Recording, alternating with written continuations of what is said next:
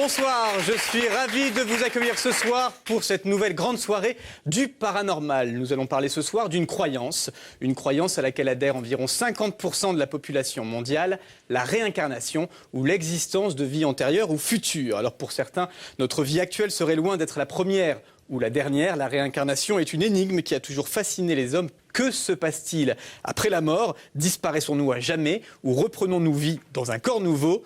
Eh bien, c'est le sujet de ce soir, enquête sur la réincarnation. La grande soirée du paranormal sera ce soir celle de la réincarnation. Des millions de personnes dans le monde croient en d'autres vies après la mort. Vous découvrirez comment de tout temps, d'Orient en Occident, les hommes se sont fascinés pour la réincarnation. Mais est-il envisageable de croire en l'impossible? Peut-on apporter les preuves de son existence? Certains en sont persuadés. Vous entendrez l'incroyable histoire de Shanti Devi et de ses souvenirs d'une vie passée. Nos éventuelles vies antérieures pourraient-elles influencer notre vie actuelle? C'est ce que disent les spécialistes du rebirth, cette technique qui permettrait de revivre ces anciennes vies. Certaines personnes enquêtent et recoupent les informations données lors de ces séances avec la réalité, des témoignages saisissants. Christine dit entrer en contact avec son défunt père qui lui parlerait des mystères de la vie après la mort. Elle nous donnera sa version de la réincarnation. À seulement 4 ans, James Leninger raconte à ses parents avoir vécu la Seconde Guerre mondiale.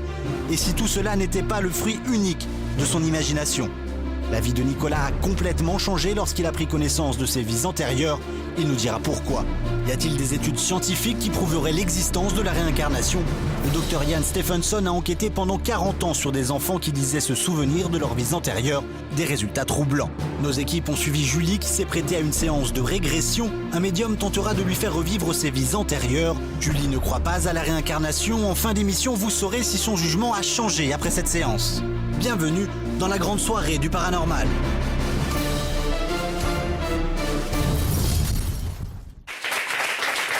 Et pour en parler ce soir, j'ai le plaisir de recevoir Patrice Van Hersel. Bonsoir. Bonsoir.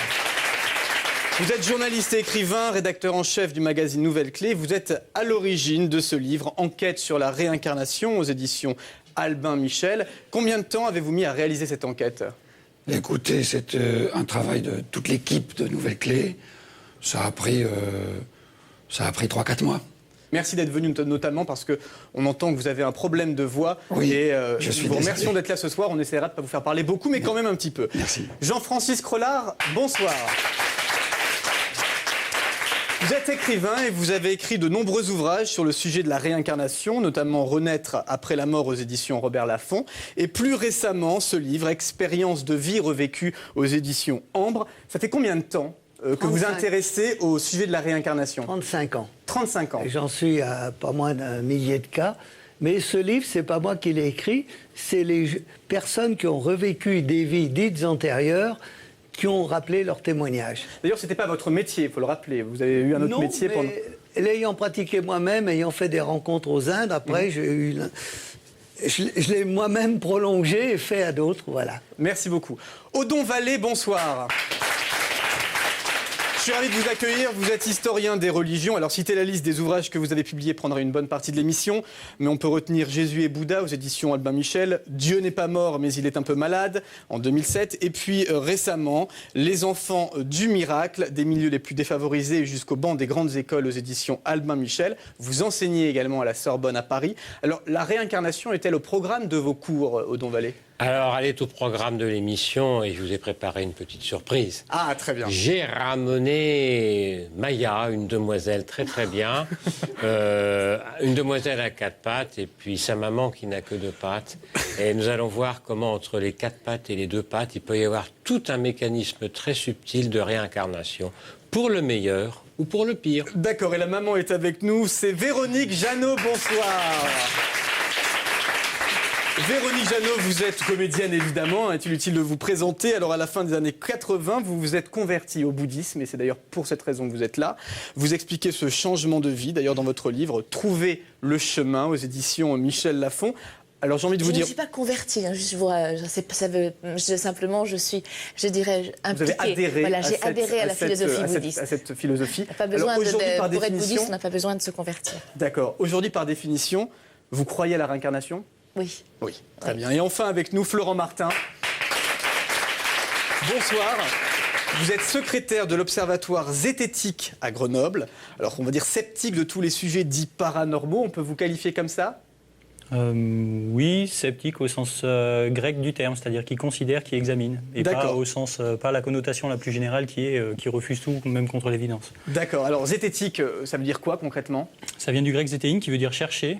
Et aujourd'hui, la position qui est, les zététiciens se reconnaissent dans globalement les gens qui font de l'investigation scientifique autour des phénomènes réputés paranormaux. Vous, la réincarnation, vous regardez ça d'un œil un peu sceptique, mais on en reparlera tout à l'heure. Avant de rentrer dans le vif du sujet, nous allons découvrir avec ces quelques images depuis combien de temps l'homme s'intéresse à la réincarnation.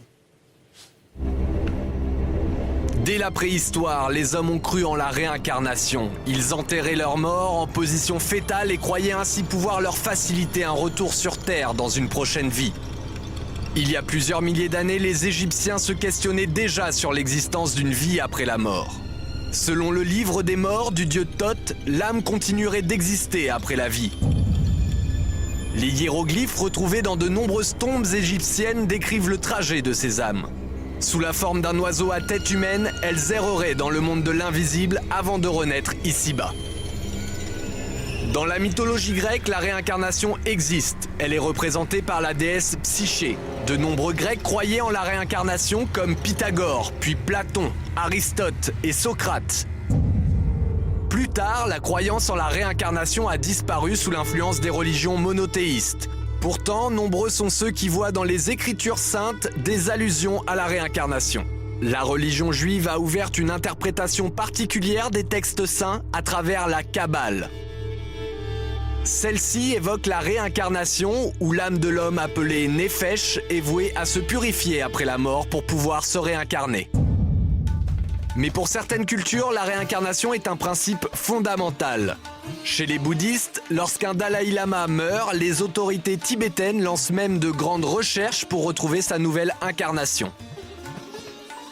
En 1933, elles aboutiront à la découverte d'un petit garçon du nom de Lamaou Dandroum qui deviendra l'actuel Dalai Lama.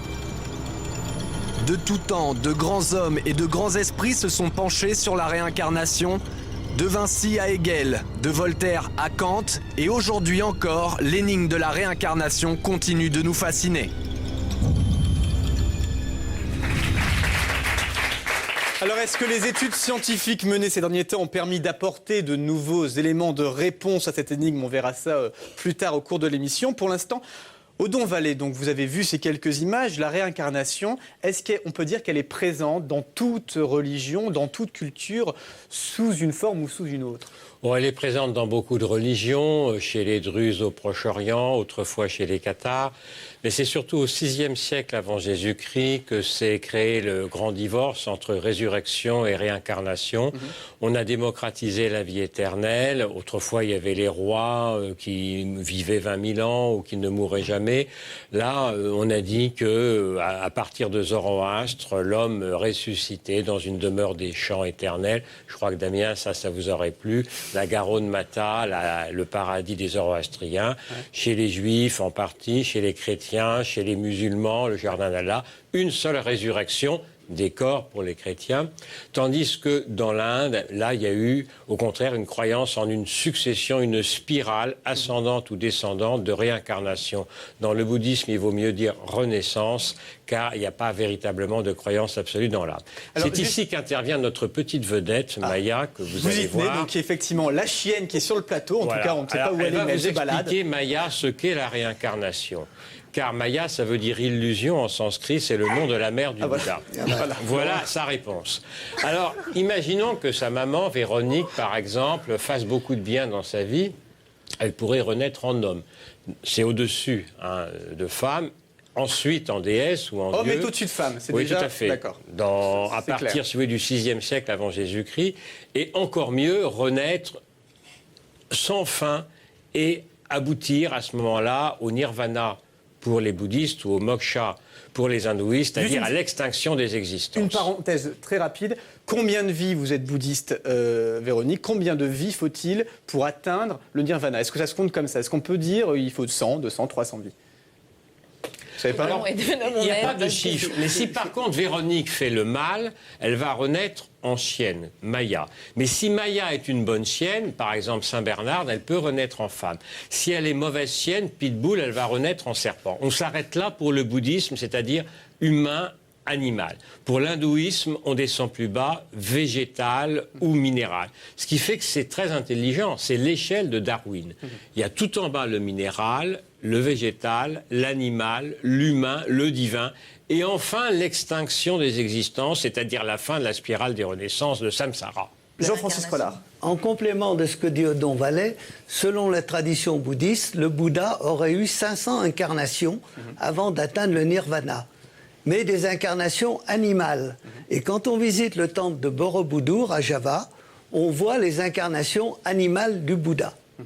Quels événements ont fait que vous êtes dirigé vers cette culture bouddhiste, Véronique? Mais ça a été, en fait, j'ai eu un problème de santé grave et qui m'a un peu plongée dans un néant, un peu, on peut le dire, où tout d'un coup les murs qui m'entouraient étaient beaucoup trop étroits et dont les sports ne faisaient plus partie. Et en fait, c'est en me tournant vers la spiritualité que j'ai pu renaître quelque part, oui, à la vie, à l'espoir. C'est pour ça que j'ai trouvé le chemin. Mais ça aurait pu être aussi, j'aurais pu découvrir le Christ. Moi, je suis partie vers les enseignements bouddhistes. Cela dit en passant, j'ai compris beaucoup mieux la parole du Christ en ayant écouté les enseignements bouddhistes. On va revenir sur la réincarnation. Est-ce qu'avant d'intégrer le bouddhisme, vous croyez à la réincarnation ou pas, avant ça? Oui, parce que je suis un petit peu tombée dans la marmite, en fait, très jeune, parce que ma mère est médium et parapsychologue, donc j'ai assisté depuis toujours, en fait, à des manifestations très, très étranges. Et qu'on ne peut pas nier, dont j'étais spectatrice. Et pour vous, c'était une évidence? Voilà, ça a été une évidence très très tôt qu'il existait quelque chose après la mort. Alors au début, je disais 50% quasiment de la population mondiale croit en la réincarnation. Odo Vallet, aujourd'hui à Bénarès, à Katmandou, il y a, vous me parliez de quelques pratiques encore actuelles, comme quoi par exemple chez les hindouistes, en principe, on est sur un bûcher immolé. Et le fils aîné de la famille va prendre un maillet, il va casser le crâne de son père ou de sa mère pour que l'âme puisse en sortir et aller migrer vers un nouveau corps. Et le corps, il va être brûlé et les cendres vont être répandues dans le fleuve Gange à Bénarès ou dans une autre rivière, par exemple, près de Katmandou. Ça se pratique encore actuellement? Ah, tout à fait. Maintenant, il y a des fours électriques aussi à Bénarès, mais enfin, ça se pratique quand même. Ça, si vous voulez, c'est dans l'hindouisme où il y a une conscience très forte de l'âme, Atman. Le bouddhisme, c'est un peu différent, parce qu'à la question, y a-t-il une âme ou y a-t-il pas d'âme, le Bouddha n'a jamais voulu répondre pour laisser la question ouverte. Mais ce qu'on peut dire, c'est que la vie va passer d'un corps à un autre, comme la flamme peut passer d'une bougie à une autre que vous allumez l'une à l'autre. Donc l'existence ne s'arrête jamais. Mais on sait que toute vie sera souffrance, dukkha en sanskrit. Donc d'une certaine manière, mettre un terme à cette spirale des existences, il n'y a pas mieux. Et c'est le sourire éternel du Bouddha. Quand vous voyez ce Bouddha allongé, son sourire éternel, son éternelle béatitude, ça va être ça, le nirvana.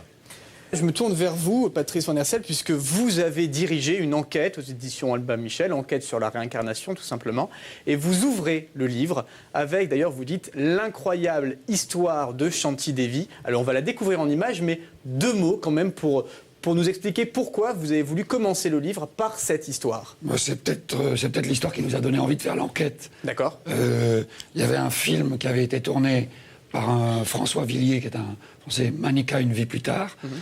Mais il y avait surtout un très beau livre d'un journaliste suédois qui s'appelle Lönnstrand, qui avait enquêté sur cette petite fille extraordinaire que Gandhi avait saluée au passage dans les années 30, et qui est une très très belle histoire. Est-ce qu'elle est vraie ou pas? Ça a l'air très très vrai. Si c'est pas vrai, il faut trouver une explication assez sophistiquée. Alors ne nous en dites pas plus pour l'instant, Patrick Van Hersel. Je vous propose justement de voir ces quelques images. Tout cela se passe en Inde, dans les années 30. Explication en images. L'héritage culturel de l'Inde est vaste. Mêlant la spiritualité et l'art aux sciences, l'Inde est une terre où la frontière entre les rêves et la vie humaine est difficile à situer. Au cœur de cet héritage trône l'influence mystique de la religion hindoue. Et pour celle-ci, la réincarnation constitue l'un des plus anciens principes religieux. celui par lequel le cycle et la raison même de la vie sur Terre s'expliquent.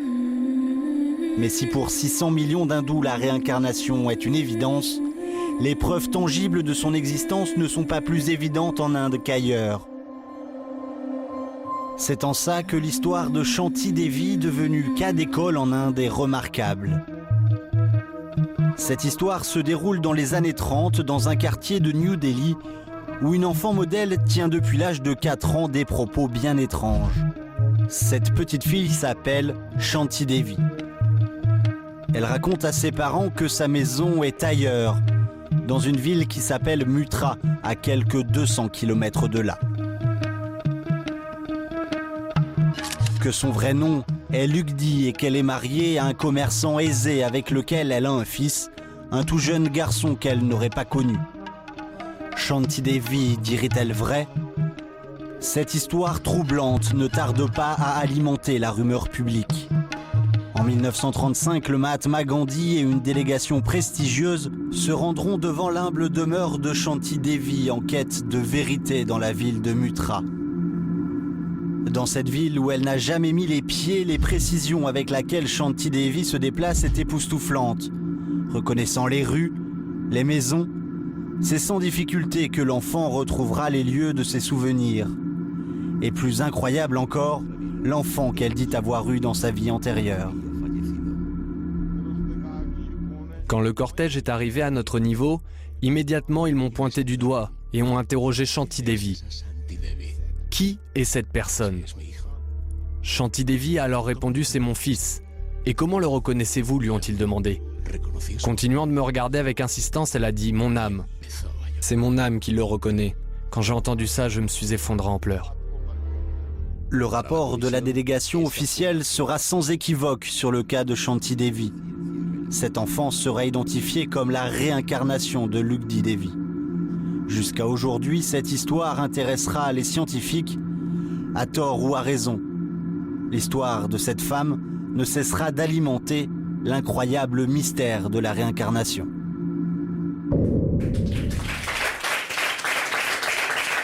Alors Patrice Van Hersel, vous considérez un peu cette histoire, j'allais dire, comme un cas d'école sur la réincarnation. Pourquoi? À vrai dire, ça ne prouve rien. L'explication ultime, ce qui est très troublant, ce sont les émotions qui vont jalonner cette histoire. Mais finalement, le cas va être donc étudié, Gandhi va venir, ça va devenir une histoire complètement énorme. Et c'est ce qui a été, on va dire, à l'initiative de ce livre. Vous dites, vous avez eu cette histoire, vous avez envie de mener avec alors beaucoup d'intervenants une enquête sur la réincarnation. En quelques mots, on a parlé tout à l'heure des différentes religions, des différentes cultures. C'est ce que vous avez essayé aussi de retracer On a travaillé avec Mathieu Ricard, on a travaillé avec Yvan Amar, on a travaillé avec le rabbin Adin Steinsaltz. Et ce qui a été frappant pour nous, journalistes, c'était de nous apercevoir que finalement, cette croyance dont Odon Vallée nous a très bien dit qu'elle avait traversé toute l'histoire, était tout à fait présente encore aujourd'hui. Par exemple, dans l'Église catholique, qui a un débat. Alors, c'est pas un débat entre prêtres, mais c'est un débat entre laïcs. 40% des jeunes catholiques de moins de 30 ans auraient plutôt tendance à y croire, que dans la Kabbale, c'est une histoire, et la Kabbale, c'est une partie très vivante de la religion juive. Et donc, que c'était complètement d'actualité, que c'était pas des histoires de groupes un peu bizarres, paranormaux, ou alors très exotiques. Non, que ça c'était actuel. Alors, il y a une chose, par contre, dont vous ne parlez pas, c'est ces fameuses séances de régression dont on va parler maintenant. Jean-Francis Rollard, vous, c'est, j'allais dire, votre tasse de thé. Concrètement, qu'est-ce qu'on appelle une séance de régression? Je l'ai pratiqué avec des amis aux Indes et l'ayant vécu moi-même, ça m'a entraîné, si vous voulez, j'ai envie de le faire partager à d'autres. Donc, qu'est-ce que c'est? Expliquez-nous ce que c'est une séance de régression. Une séance de régression, ça ne consiste pas, c'est pas de la voyance. Moi, je ne suis absolument pas voyant et je ne dis pas vous avez vécu telle vie et telle vie. Simplement, quand les personnes ont une forte charge émotionnelle, parce que c'est cette charge émotionnelle qui doit franchir la barrière de l'intellect. Elle peut remonter à cette vie, ou à des vies dites antérieures. Parce que les hindous admettent que les émotions des vies antérieures, les vasanas, peuvent se transmettre dans cette vie actuelle. Par exemple, une femme chaque fois qu'elle avait un orgasme, elle avait le sentiment qu'on l'étranglait. Or, dans cette vie, elle n'avait jamais rien subi, mais elle était morte, étranglée et violée dans une vie antérieure. Ça, c'est ce que vous avez pu voir avec ces séances de régression. On va en voir une dans quelques instants. Avant cela, je voulais poser 2-3 questions. Donc, pour vous, Jean-Francis Collard, il y aurait des conséquences dans nos vies actuelles de ce qui a pu se passer dans nos vies antérieures. Absolument. Et on peut revivre des souffrances très fortes, mais des souffrances morales, pas physiques, puisqu'on n'a pas le même corps. D'ailleurs, vous allez, j'allais dire, parce que parfois un peu loin, on dit un enfant infirme, ce sont parfois des gens qui en ont mutilé d'autres. Un enfant mongolien, ce sont des femmes qui ont endommagé leur fœtus pour se faire avorter, peuvent renaître avec l'infirmité qu'elles ont provoquée. Est-ce que parfois vous n'avez pas l'impression justement que ça va un peu loin justement de ces écoutez, cas? Un jour, un kinési aveugle est venu travailler avec moi, il était aveugle, et il a vécu une vie où il était un bourreau chargé de brûler au fer rouge les yeux des condamnés. Or, ce n'était pas un sadique, il était bourreau, c'était un métier. Bourreau, c'est un métier comme un autre. Mais il a compris. Ce qu'il faut bien comprendre, c'est que tout massacreur sera un jour massacré. D'accord. Alors, mais ça ne veut pas dire que tous les massacrés étaient des massacreurs. Voilà. Pour vous, est-ce que tout le monde se réincarne, Jean-Francis Collard? Absolument. Là, on passe du minéral au végétal, à l'animal, à l'homme. Il y a différents degrés dans l'homme, la brute humaine, l'homme ordinaire, l'homme de talent, les saints, les génies, et après, les stades angéliques. Et on monte. Il y a 9 catégories d'anges avant d'atteindre la divinité. D'accord. Alors, ces séances de régression, donc vous en pratiquez, vous nous avez expliqué. Avant de nous en dire plus, on va découvrir justement une aventure qui est arrivée à un Québécois. En avril 1990, Éric Brut se rend chez une hypnothérapeute pour vivre justement une séance de régression. Vous allez comprendre ce qu'il s'est passé, vous allez entendre son témoignage. Regardez. Il y a un rêve que je faisais qui était difficile à comprendre, que je n'arrivais pas à analyser comme tel. C'était un rêve où j'étais dans un coffre de bois. J'avais l'impression que c'était un coffre de bois parce que j'étais vraiment à l'intérieur et j'étouffais.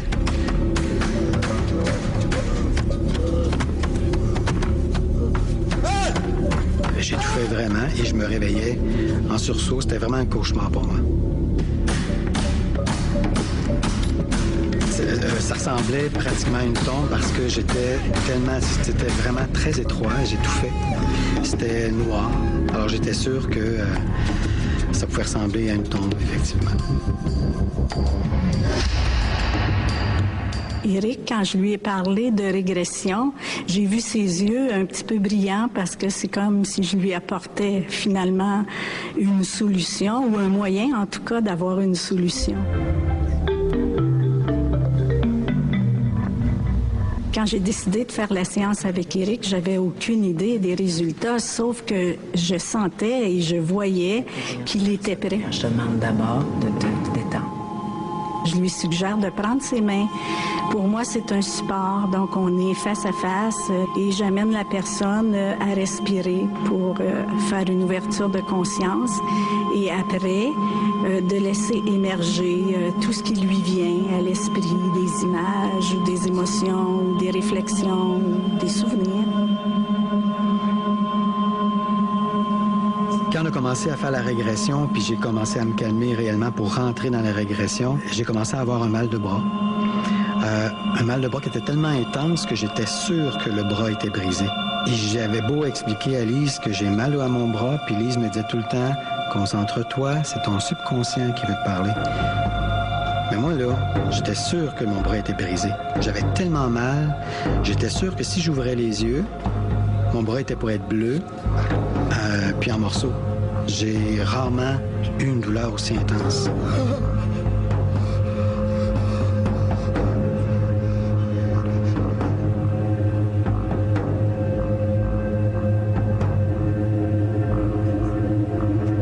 J'ai poussé Éric à aller dans la douleur de son bras parce que je sentais qu'il était déjà dans quelque chose d'important et puis je l'ai aidé, encouragé pour qu'il puisse aller plus profondément et accueillir les images qui sont venues.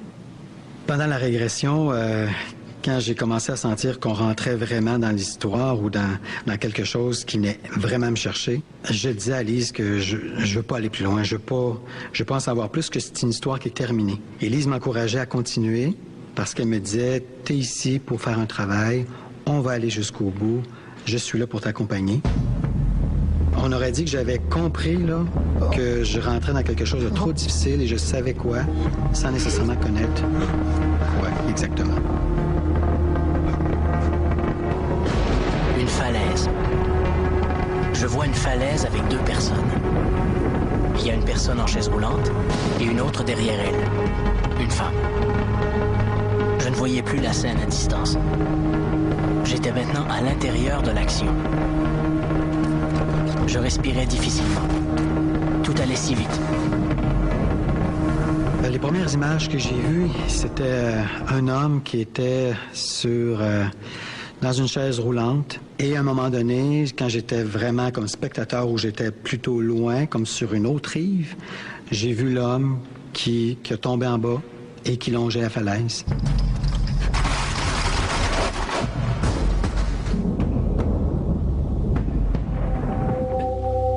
La libération pour Éric Brutsch, c'est de comprendre ce que veulent dire toutes ces images qui jaillissent dans son esprit. Les images que je voyais venaient énormément me chercher et j'ai commencé à paniquer, à pleurer. C'était extrêmement difficile. J'ai comme même de la difficulté à exprimer à quel point que c'était dur de voir ces images-là. C'était vraiment comme si j'avais déjà vécu ces événements-là. C'est comme si j'avais vraiment... c'est comme si on revoyait un film. J'ai revoyé un film, puis j'étais l'acteur principal, même si c'était pas physiquement moi qui étais présent. D'où proviennent ces images? Est-ce qu'elles peuvent être le fruit d'une imagination débordante ou d'une vie antérieure? Alors, suite à cette expérience, Éric Brutsch écrira À l'ombre de la falaise aux éditions Hilarion. Les gens qui font ce genre de séance, Jean-Francis Crollard, ils sont fondamentalement partants, ils croient en la réincarnation. Est-ce que c'est une condition nécessaire quand vous faites ce genre de séance? Moi, je ne suis pas quelqu'un qui fait les vies antérieures, comme on dit. Hein, simplement, quand la personne qui a lu un de mes livres ou qui en a entendu parler par quelqu'un qui a fait l'expérience, prend contact avec moi, je la soumets à un questionnaire pour savoir si elle me dit « je veux revivre telle vie à telle époque avec telle personne », je dis « allez voir une bonne voyante et puis vous verrez bien ». Mais quelqu'un qui ne croit pas en la réincarnation il ne vient pas me voir. Est-ce que vous pourriez, je veux dire, essayer de faire une séance de régression? On en a vu, on en reverra tout à l'heure, avec quelqu'un qui dit j'y crois pas, mais j'ai envie de tenter l'expérience. Absolument pas. Je le refuse totalement. C'est pas un spectacle. Et puis, d'autre part, un jour, une journaliste est venue me voir, elle a voulu faire l'expérience. Mais ça n'a rien donné parce qu'elle était dans son mental. Elle avait beaucoup trop peur de laisser remonter ses souffrances. Moi, je fais de la libération émotionnelle. Et ça peut mener dans des vies antérieures. Voilà. D'accord. Alors tout à l'heure, on verra justement, nos caméras ont suivi une jeune femme qui a accepté de se prêter à l'expérience d'une séance de Rebirth, où on dit de régression, et qui était complètement sceptique. On verra ça en deuxième partie d'émission. A-t-elle été convaincue ou non? On va accueillir maintenant une jeune femme, une femme qui réussit à mener des enquêtes pour savoir ce qu'il s'est réellement passé après ces séances de Rebirth. On l'accueille tout de suite.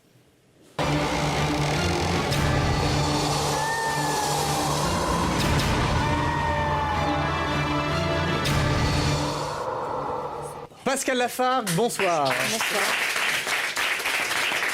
Alors, vous êtes hôtesse de l'air, c'est votre métier, on va dire, principal, mais vous êtes également médium, parapsychologue, et vous avez étudié la parapsychologie pendant pas mal de temps. Vous avez suivi des cours au départ, et vous avez d'ailleurs écrit Juliette Drouet, Une destinée chez la Nord. Tout a commencé avec des prémonitions, vous m'avez dit, quand vous étiez enfant, des choses de télépathie, on vous a dit, vous arriviez à dire des paroles de gens avant qu'ils les prononcent, ou des choses comme ça, des phénomènes troublants pour une petite fille. Vous avez travaillé là-dessus, et puis un jour, vous vous êtes intéressé justement à la réincarnation. Et là, je vous laisse la parole. En fait, en tant que médium, quand je pars dans une séance de vie antérieure, en l'occurrence, j'ai simplement besoin d'une poignée de main et de regarder la personne et de prendre sa main. Et à partir de là, donc dans mon cas, je n'induis rien et à personne. La personne est neutre et elle est spectateur, puisqu'en fait, par le fait de prendre sa main et de croiser son regard, c'est moi qui vais me concentrer et qui vais donner toutes les révélations d'une séance qui peut durer 1 heure, 2 heures, 3 heures, à travers laquelle j'aurai obtenu énormément d'informations, c'est-à-dire des noms de famille, des prénoms, des dates, des lieux, des noms de rues, de faubourgs, de villes, des événements, bref. Là, si vous donnez la main au Don Valet et vous vous concentrez, vous pourrez voir pas mal de choses. Je suis candidat.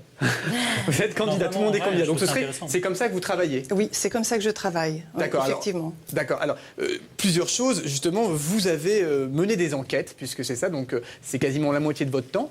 Oui. Vous faites ça. C'est-à-dire que concrètement, donc voilà, vous arrivez à voir des choses, vous dites des choses. Là, c'est le contraire. Vous ne faites pas dire des choses, mais vous dites des choses. Voilà. Et à partir de là, donnez-nous un cas précis pour que les gens comprennent. Alors, un cas précis, par exemple. Une petite fille, par exemple. Je sais, une petite fille, une collègue, vous m'avez parlé de l'aéroport. Cet exemple-là n'est pas situé dans le cadre d'une expérience menée. Il m'arrive parfois que je ne peux surseoir à ce qui arrive. Et en l'occurrence, pour ce cas précis, c'est ce qui est arrivé. Donc, j'étais dans un contexte d'aéroport, absolument pas du tout dans une énergie de travailler sérieusement comme j'aime à le faire, mais dans un contexte d'aéroport. Nous prenions le thé et ma collègue me dit, écoute, j'ai ma petite fille donc de 8 ans qui me dit, tous les soirs, elle voit au pied de son lit un vieux monsieur qui vient lui parler. Et là, à ce moment-là, je suis prise dans une énergie où les choses s'installent extrêmement vite. Je lui dis, écoute, cet homme, je peux le décrire. Je vois la fin du 19e, le début du 20e siècle. Cet homme s'appelle Por. Et là, j'ai un sachet de thé sur laquelle j'écris 3 lettres P-O-R. Et là, je vois, au fur et à mesure qu'elle commence un petit peu à rougir, j'écris ces 3 lettres Por. Et j'ai dit, cette personne a vécu dans une propriété dont la lettre commençait par la lettre M. Il a travaillé au service d'un comte et d'une comtesse dans un château. À cette allure-là, vous parlez comme ça, j'ai un débit en concentration extraordinairement rapide. C'est-à-dire que je n'ai même pas le temps de réfléchir à ce que je dis, parce que le débit est extrêmement rapide. Et j'ai dit travailler au service d'un comte et d'une comtesse. Il était un peu comme majordome, responsable du lieu. Et je vois que cet homme était marié, donc je décris la propriété, etc. Je dis seulement, je vois que cet homme a eu une relation adultérine avec une des employées du château, et que de cette relation est née une enfant qui n'était pas désirée puisque c'était une relation adultérine. Et je ressens et j'entends que, en fait, ta fille est la réincarnation de cette femme qu'il a beaucoup aimée à cette époque-là. Voilà. Donc, on en reste là. Moi, je lâche ces quelques informations comme ça. Et vous tombez de fatigue. Et je tombe de fatigue. Oui, toujours après, je tombe de fatigue. D'accord. Et là... Mais c'est quoi ça vous vient comment? Excusez-moi pour qu'on comprenne. C'est des flashs? Vous entendez? Vous voyez des images? Non, ce ne sont pas des flashs. C'est-à-dire, en fait, là, c'est un exemple qui remonte à 20 ans. Mais avec le temps, je prends beaucoup plus de temps. C'est beaucoup plus long. Et en fait, c'est comme si, je dis toujours que j'ai le son et l'image. C'est-à-dire, en fait, c'est comme si vous allumiez un poste de télévision et que devant moi, j'ai un film en continu qui se passe et je peux décrire les images. J'essaye de voir s'il y a un nom de rue, de voir ce qui est écrit, de regarder les gens, d'écouter ce qui se passe. En fait, c'est en continu complètement. Et après, vous faites quoi? Donc, vous avez fait cette histoire qui peut paraître invraisemblable a priori. Oui, qui peut paraître... Deuxième temps, vous Alors faites quoi? attendez, ce que je dois quand même dire, c'est qu'en larmes, elle me dit, écoute, mon grand-père est finlandais et en fait, Por ne se traduit absolument pas en langue française, sauf qu'il s'écrit P-E-R et non Por comme je l'écris. Mais moi, je l'écris phonétiquement. Et elle dit ça, tu ne peux pas le savoir puisque c'est un nom qui ne se traduit pas en langue française. Mon grand-père avait dans la propriété dans laquelle il vivait s'appelait Mascou, donc il commençait par la lettre M, et il était intendant, il travaillait au service d'un comte et d'une comtesse dans un château. Donc tout était juste. Et en larmes, elle me raconte la justesse de ses propos. Et il se trouve qu'à l'époque, donc cette révélation remonte à 20 ans en arrière, il se trouve qu'à cette époque, la grand-mère, donc la femme de Por, qui vivait toujours, qui avait 93 ans, et qui était, comment dirais-je, évidemment extrêmement âgée, évidemment... Vous êtes allé la rencontrer ou c'est elle qui est allée, justement? Je ne suis pas allée la rencontrer, mais ma collègue, dont la fille était concernée par rapport à cette révélation... Qui est un peu tombée quand même, j'imagine, par rapport à ça, si ça concordait, elle devait être un petit peu... Et très honnêtement, moi aussi. Troublée. je veux dire, honnêtement, moi aussi. Eh bien, on a parlé à sa mère, qui lui a dit qu'effectivement, il y avait un secret de famille qui était relié à cela, et qui en a parlé à sa mère, et qui, avant de mourir, a pu, exprimer qu'effectivement, elle est au courant de ce secret, elle s'est libérée de ça avant sa mort physique, en fait. Que son mari avait une relation adultère. Avait une relation adultérine, et qu'effectivement, était né, etc. Bon, alors, effectivement, une histoire comme ça, alors, mais ça, paraît complètement bluffante, même pour vous. Face à ça, par exemple, j'ai envie de dire, Florent Martin, Regard Sceptique, vous entendez une histoire comme ça, qu'est-ce que vous dites? Alors, on a l'impression que ce n'est pas un mensonge, en tout cas, on veut bien volontiers vous croire, mais dans cette hypothèse. Moi, je trouve ça super intéressant, en fait, le type de récit où on a des flashs et des trucs comme ça. Enfin, moi aussi, évidemment, des fois, ça m'arrive de voir des images ou des choses comme ça. On peut choisir de... médium, Florent ? Non, justement, toute la question se pose. Puis, ça nous arrive à chacun, des fois, de parler. On se parle, on a une sorte de voix intérieure qui nous dit « Ah, attention, fais attention » ou des choses comme ça. Certains voient des images, on peut s'entraîner à flatter cette partie de son cerveau qui fabrique des images. Après, la question, c'est pas tant de savoir est-ce que c'est grave de voir des images, d'entendre des voix ou ce genre de choses. La question, c'est de savoir quel sens on va leur donner et comment on va se donner le moyen de vérifier que c'est vrai. Et ce qui est très important de faire quand on a des témoignages comme ça, c'est ce qu'elle essaye de faire, en fait. C'est de vérifier pour voir dans quelle mesure est-ce que les informations qui sont apportées, elles sont justes. À quelle fréquence ça fonctionne? Donc parfois, est-ce que vous avez on va dire, je ne vais pas dire des flashs, mais ces révélations, des révélations. Est-ce que ces révélations, parfois, vous vous rendez compte que ça ne concorde pas, ou c'est, j'allais dire, du 100% quand vous enquêtez sur ces révélations? Écoutez, la plupart du temps, lors de mes enquêtes, parce qu'en fait, je voudrais simplement expliquer comment ça se passe, c'est important. Ouais. C'est-à-dire que le premier temps, donc je vais faire une séance dans laquelle je vais évoquer plein d'informations, comme je le disais précédemment. On a eu l'exemple, par exemple. Voilà, on a eu l'exemple. Voilà, le nom, prénom, lieu, date, événement, etc. Bien. La deuxième partie, je travaille en 5 étapes. La deuxième partie va être de comprendre les résonances psychologiques, c'est-à-dire par rapport à ce que je viens d'évoquer, qu'est-ce que la personne dans cette vie actuelle se trouve en résonance par rapport à des faits qui sont d'ordre professionnel, intime, relationnel, passion, etc., etc. Bien, même des événements qui peuvent se retrouver. La troisième étape va être de mener une enquête, parce qu'à partir du moment où je vais avoir des noms, des prénoms, des dates, des lieux, etc., eh bien, je vais contacter les offices du tourisme, les archives départementales, détectives, Sherlock Holmes. C'est-à-dire, vous partez en voiture, en avion, partout, et on la recherche. J'enquête, je passe des coups de fil, j'envoie des mails, je passe des coups de fil, et ensuite, je prends les rendez-vous. Donc, je me déplace, je voyage, je vais sur les lieux. Pascal, hyper active, là. Oui, et la quatrième étape va être d'emmener la personne avec moi sur les lieux, pour la mettre en situation par rapport aux choses que j'ai vues, voir qu'effectivement, bien, ce que j'ai révélé était vrai, c'est bien en place, c'est bien ici, etc. Et au-delà de ça, rencontrer même des gens qui nous apportent des informations encore absolument plus incroyables. Si je vous dis concrètement, pour vous, la réincarnation, c'est aussi une chose acquise, j'ai envie de dire, c'est évident par rapport aux enquêtes que vous avez pu mener? Tout à fait. L'intérêt, c'est pour ça que je me donne autant de mal, c'est par rapport à mes perceptions médiumniques, c'est de pouvoir faire un travail complet, c'est-à-dire je cible les résonances, je mène une enquête et je vais sur le terrain. Parce que très honnêtement, faire des révélations pour faire des révélations, ça ne m'intéresse pas. On va faire une enquête avec Florent qui va vous accompagner. Alors, ce qui est intéressant, c'est de regarder, de votre témoignage, je retiens une chose, c'est que vous brassez une quantité de données qui est assez phénoménale, entre ce que vous avez perçu, ce sur quoi vous allez travailler, enquêter. Il y a de nombreuses expériences qui ont été faites en sociopsychologie, notamment les gens qui s'intéressent à la manière qu'on a de percevoir le monde et la manière qu'on a de trier les informations qui nous viennent, comment est-ce qu'on les trie, comment est-ce qu'on les filtre, comment est-ce qu'on les mémorise. Ce qui est intéressant, c'est qu'il y a de nombreuses expériences de sociologie qui ont montré, par exemple, que si vous faites à quelqu'un 10 prédictions et qu'il n'y en a que 2 qui sont bonnes, ben en fait, il retiendra ça comme un succès parce qu'il va s'approprier les 2 qui vont vraiment résonner chez lui et les 8 qui sont à côté et qui n'ont pas été bonnes, en fait, vont être franchement minimisées et la personne ne va pas y accorder beaucoup d'attention. On va se focaliser sur simplement ce qui nous touche vraiment en disant effectivement, j'ai un grand-père qui s'appelle comme ça, effectivement, j'ai habité dans cette ville. Et c'est vraiment humain. Quand le flot d'informations devient... Donc là, après, c'est évidemment le flot d'informations qui devient assez conséquent pour essayer de mener une enquête. Quand vous entendez ça, Odon Vallée, vous, avec votre regard d'historien des religions, qu'est-ce que vous dites par rapport à ce qu'on vient d'entendre là tout de suite? Vous savez, j'appartiens un petit peu à l'école des sceptiques, comme on disait dans la Grèce ancienne, mais ça ne veut pas dire que je sois hostile du tout. Je pense que des personnes peuvent avoir effectivement des intuitions beaucoup plus fortes que d'autres. Et je pense que les personnes qui ont plus d'intuition sont celles qui sont les plus proches de leurs contemporains, des humains. Je crois que pour sentir un petit peu des choses, il faut être très proche des gens. C'est tout à fait ce qu'on appelle l'empathie. Très très proche. C'est une des principales. Et pour pour être revenir proche des gens, il faut avoir souffert soi-même pour comprendre les souffrances des autres. Oh là.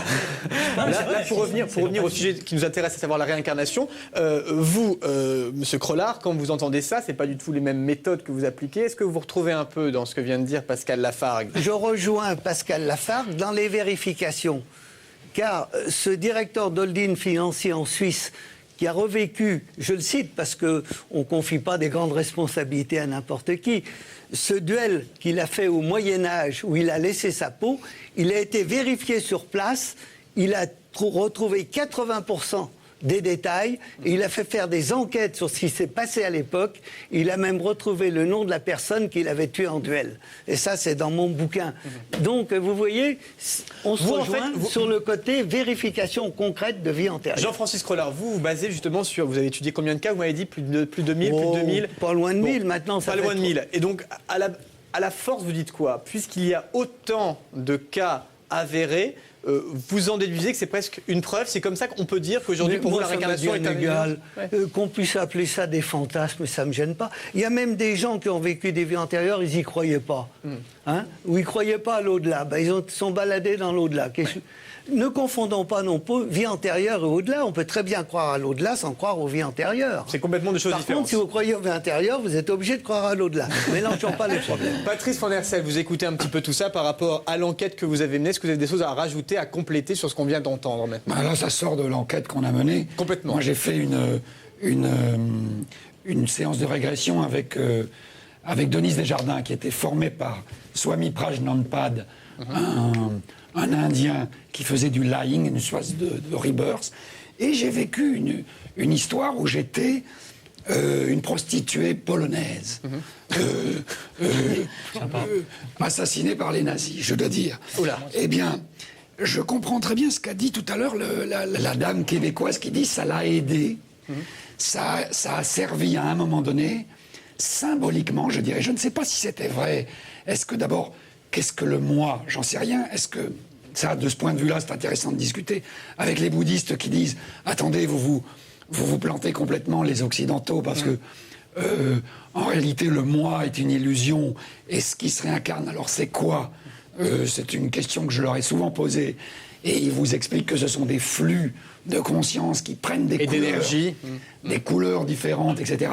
Il n'empêche que moi, dans mon histoire personnelle, ça m'avait aidé, un peu comme dans une psychothérapie. C'était très fort, hein, c'était très fort. Ça quoi qu'il arrive, ce que vous avez vu, cette prostituée pas portugaise, vous avez dit quoi? Polonaise, pardon, a pu vous aider en tout cas aujourd'hui à un moment donné, on pourrait dire dans une psychothérapie, le fait que je me focalise là-dessus, c'était un symbole très fort, comme si je mettais des mots sur quelque chose qui est indicible.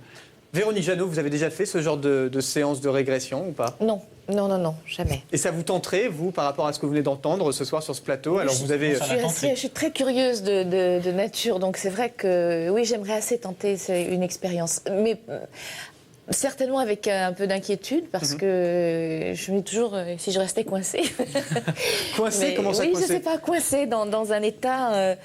Parce que je pense que ça dépend aussi beaucoup de la personne qui vous fait travailler, qui vous fait... Il faut avoir confiance aussi. Voilà, je crois qu'il faut avoir vraiment confiance dans la qualité de la personne qui pratique ça. Parce qu'un jour, j'ai fait un exercice sur le souffle, sans vraiment être consciente de ce que je faisais. Et je me suis rendu compte que je suis partie dans un genre, justement, de rebirth. Et je me suis sentie très, très, très bizarrement. Je suis revenue à l'état fœtal. Et pleine de colère. Et petit à petit, je suis sortie de ça. Et la personne qui m'accompagnait, en fait, ne maîtrisait pas ça très bien. Et elle partait en voyage le lendemain et elle n'a pas pu m'aider. Et j'ai vraiment été mal pendant un mois. Vous êtes restée dans cette position fétale? J'ai été mal pendant un mois. Donc je me suis dit, depuis ce jour-là, j'ai dit peut-être qu'avant de recommencer, mais parce que la personne n'était pas assez, je dirais, affûtée dans cet exercice et consciente peut-être et ancienne en fait dans l'exercice de cette pratique. Odon Vallée, sur certaines vies antérieures, je suis un tout petit peu sceptique. En novembre 1995, j'avais entendu Paco Rabanne dire qu'il avait été prostitué sous un test.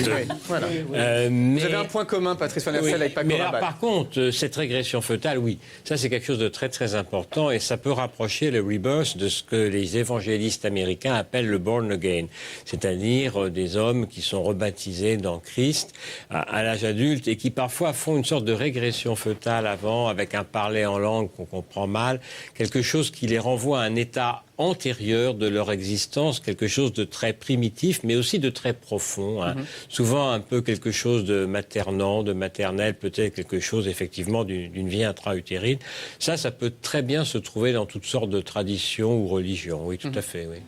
Écoutez, merci beaucoup. Ce sera le mot de la fin de cette première partie au Don Valley. Je vous remercie infiniment d'avoir été avec nous. Je rappelle que vous avez écrit cet ouvrage qui vient de paraître aux éditions Albin Michel, Les enfants du miracle, des milieux les plus défavorisés jusqu'au banc des grandes écoles, puisque vous présidez également une fondation qui aide les étudiants en France, vous l'avez dit, au Bénin, et puis également au Vietnam. Merci d'avoir été avec nous et de nous avoir éclairé sur ce sujet. Merci également à vous, Pascal Lafargue. Alors on va juste quand même, Pascal Lafargue, si vous voulez bien, pour une prochaine émission, vous suivre, si vous acceptez, dans une enquête, pour voir un peu comment ça se passe, pourquoi pas avec Véronique Jeannot ici présente, vous faites une séance et puis ensuite on enquête un petit peu. Est-ce que vous acceptez cette aventure? J'accepte si la personne pour qui je mène l'enquête accepte. Voilà, l'affaire est faite, Véronique Jeannot. L'affaire est faite. Voilà, magnifique sur ce plateau. Merci infiniment. Je voulais quand même vous préciser, chers téléspectateurs, que nous avons besoin de vous pour d'autres émissions également, puisque les prochains sujets seront sur les expériences autour de la mort, mais également nous ferons une émission sur les génies et les surdoués. Donc si vous avez des témoignages à nous communiquer, vous pouvez nous écrire. L'adresse s'affiche sur l'écran, le mail lagrandesoirée@direct8.net et l'adresse postale s'affiche également. C'est la fin de cette première partie. Merci beaucoup. Voilà ce qu'il vous attend dans quelques instants. Christine dit entrer en contact avec son défunt père qui lui parlerait des mystères de la vie après la mort. Elle nous donnera sa version de la réincarnation. À seulement 4 ans, James Leninger raconte à ses parents avoir vécu la Seconde Guerre mondiale. Et si tout cela n'était pas le fruit unique de son imagination? La vie de Nicolas a complètement changé lorsqu'il a pris connaissance de ses vies antérieures. Il nous dira pourquoi. Y a-t-il des études scientifiques qui prouveraient l'existence de la réincarnation? Le docteur Ian Stephenson a enquêté pendant 40 ans sur des enfants qui disaient se souvenir de leurs vies antérieures, des résultats troublants. Nos équipes ont suivi Julie qui s'est prêtée à une séance de régression. Un médium tentera de lui faire revivre ses vies antérieures. Julie ne croit pas à la réincarnation. En fin d'émission, vous saurez si son jugement a changé après cette séance. La grande soirée du paranormal continue tout de suite après la pub.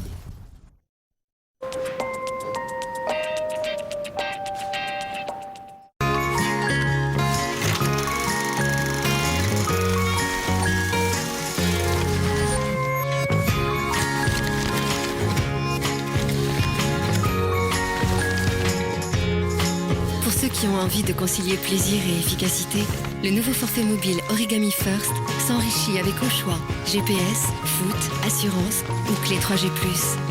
Origami, les nouveaux forfaits mobiles qui se plient toujours plus à vos envies. Orange. Nouveau, l'air d'Hammer, le moelleux. Étonnamment savoureux et si moelleux. Le moelleux de l'air d'Hammer, où je fais un malheur. Ça coûte un bras, votre révision. Sinon, il y a la révision Midas. Pourquoi payer plus cher si Midas peut le faire? Et jusqu'au 5 décembre, profitez de moins 30% sur les plaquettes de frein Ferrodo.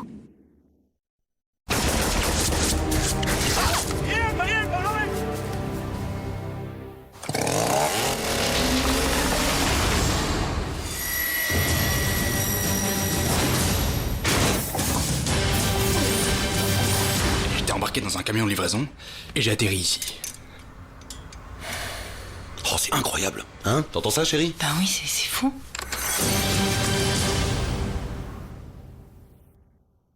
Canal+, créateur original de programmes originaux.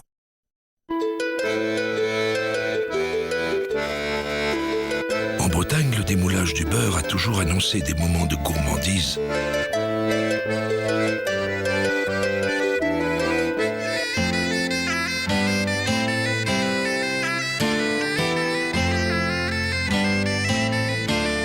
Paysans bretons perpétuent cette tradition en faisant du beurre moulé comme avant. le beurre moulé paysan breton.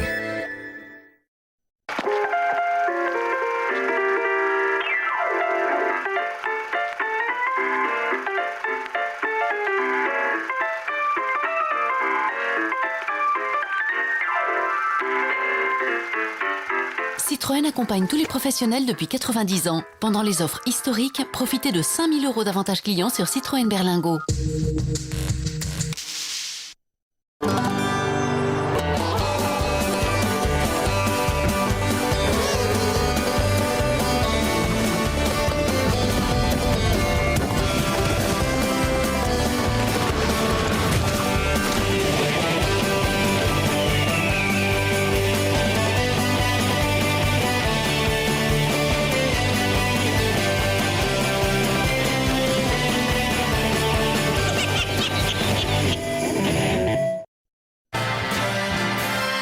Un problème, ma Brenda? Ton cadeau est formidable, Brandon. Mais j'ai peur que nos gâtines s'ennuient un peu. Tu ne crois pas? T'en fais pas, ma chérie. J'ai un Vegas Palace. 10 000 au poker. Oui. 10 000 à la roulette. 10 000 au craps. Et 10 000 au jackpot. 40 000 €, ma Brenda. Cours, nos gâtines, cours. Avec Vegas Palace, gagnez jusqu'à 40 000 €. Brandon, Brenda ou Palace, à chacun son Vegas. Française des jeux. Faut que je goûte le petit pot au cacao de Tanzanie de Mamie Nova. Inamoaga Foulé Mamie Nova, il n'y a que toi qui me fais ça.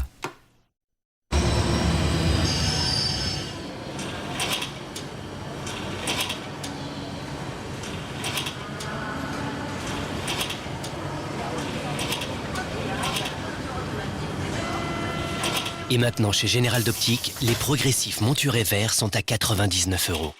Général d'Optique, la fin des lunettes chères.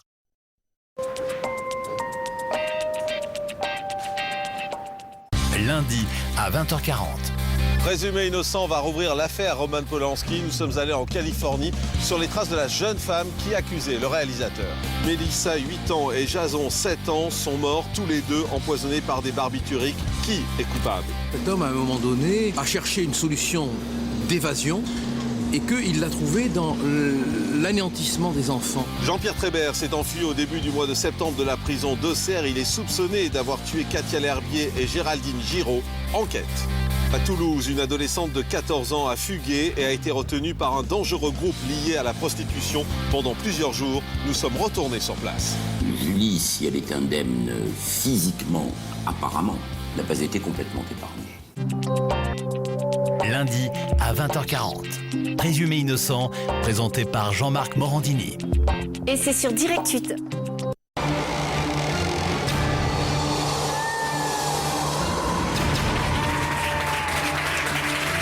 Bienvenue à ceux qui nous rejoignent pour cette deuxième partie de la grande soirée du paranormal consacrée ce soir à la réincarnation. Nous continuons avec sur ce plateau Christine André. Bonsoir. Bonsoir. Vous avez écrit ce livre, Plus doux sera l'éveil, aux éditions Le Temps Présent. Il est encore question de la réincarnation, bien sûr.